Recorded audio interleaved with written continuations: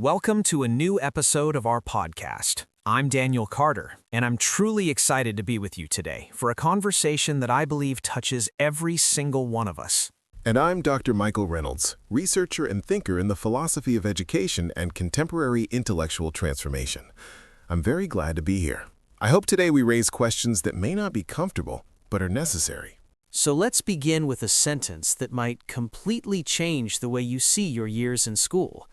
Perhaps you spent 12 years in school learning how to obey, not how to think. Imagine that all those years you spent between wooden desks, whiteboards, and exams were not designed to shape you into a free thinker, but to make you more adaptable to a system. Does that sound harsh? Not harsh, realistic. The real question is not, is education important? The real question is, what kind of human being does this education produce? And that brings us to today's episode. Does modern education create employees or thinkers? Does it train us to search for the one correct answer or to ask the right questions? Let's start from the roots, because no system can be understood unless we understand why it was created in the first place.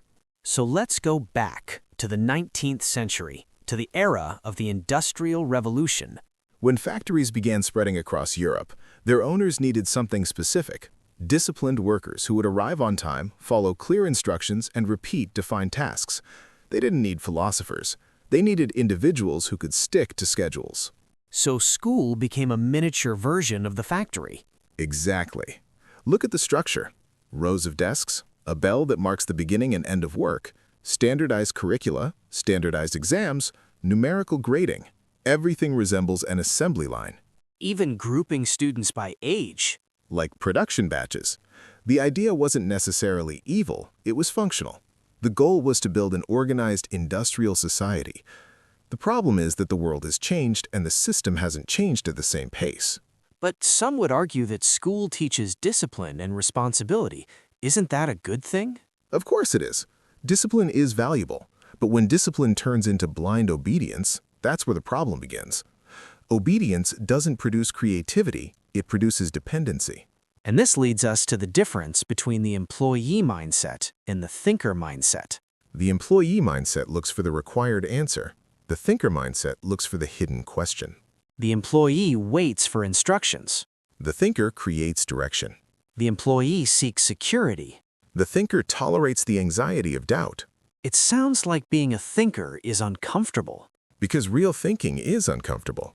Asking, why am I studying this, why this method, why these rules, can disturb the system. Let's touch on a sensitive issue: memorization. Are we learning to understand or to memorize? In many cases, we memorize to pass exams, not to understand life. An exam measures your ability to retrieve information at a specific moment, but it doesn't measure your ability to use it beyond the paper. How many students walk out of an exam room and forget everything a week later? That's natural, because the information was linked to fear of failure, not deep understanding. Does that affect a student's self-confidence? Significantly. When a student ties their worth to a numerical grade, they start believing they are smart or stupid based on a single test. But real intelligence cannot be reduced to a sheet of paper. There are countries trying to change this model, right? Yes. Some educational systems in Northern Europe, like Finland, have reduced standardized testing and focused more on projects and interactive learning. In other places, students are encouraged to work in teams and solve real-life problems rather than simply answer memorized questions. What about individuals who succeeded outside the traditional education path? There are many who didn't complete university yet had a deep passion for self-learning.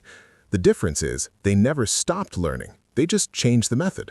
They didn't wait for a curriculum, they designed their own. So the issue isn't education itself, but how we approach it. Exactly. You can exist inside a traditional system with an independent mind. Let's move to something practical. If I'm a student today inside this system, what can I do to become a thinker?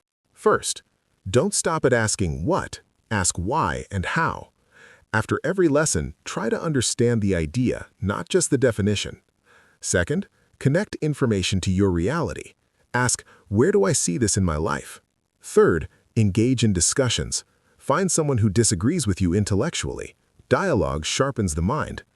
Fourth, Read beyond the curriculum, even 10 minutes a day in a field you love. Fifth, write your thoughts. Writing forces you to organize your thinking. Sixth, train yourself to make small decisions without waiting for instructions. Start a small project, an idea, an initiative, and begin. So intellectual independence is a habit, not a gift. Exactly. Thinking is a skill you build, not a trait you're born with. Let's go deeper. What is real education?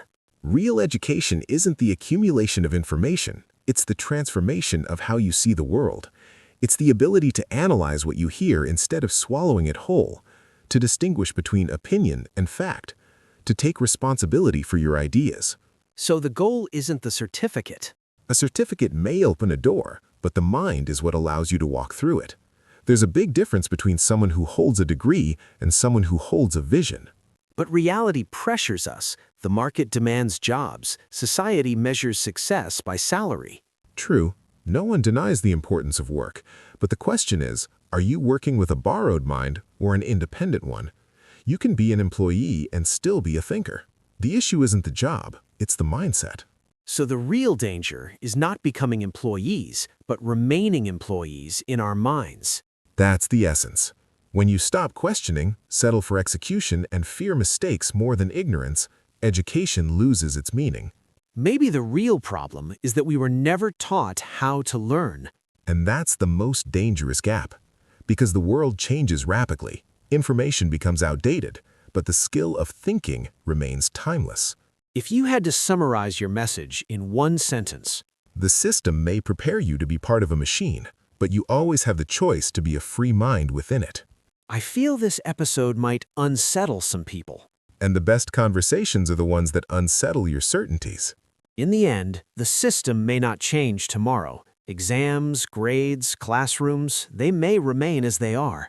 But one thing can change immediately. Your way of thinking. To shift from a student who waits for answers to a human being who searches for meaning. From someone who fears mistakes to someone who learns from them. From a number on a report card to a mind that creates its own value. Because education isn't what happens to you inside the classroom, it's what happens to your mind within it. And the open question remains for you, the listener. Will you remain just a number in a system, or will you build your mind yourself?